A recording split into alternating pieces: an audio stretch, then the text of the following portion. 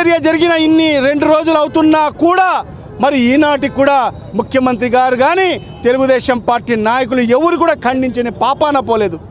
మరి ఈరోజు జనసేన అధినాయకుడు పవన్ కళ్యాణ్ కూడా ఈరోజు నోరు మెదపని పరిస్థితి ఈరోజు మనకు స్పష్టంగా కనిపిస్తుంది. నేను ప్రశ్నిస్తానని చెప్పిన నాయకుడు ఎక్కడికి వెళ్ళాడు అని చెప్పి కూడా ఈ సందర్భంగా ప్రశ్నిస్తున్నాము.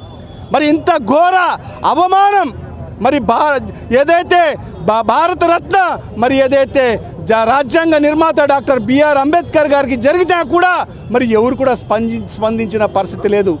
మరి ఇలాంటి పరిస్థితిలో అన్ని రాజకీయ పార్టీలు ఖచ్చితంగా దీన్ని ఉద్యమించాల్సిన అవసరం ఉంది.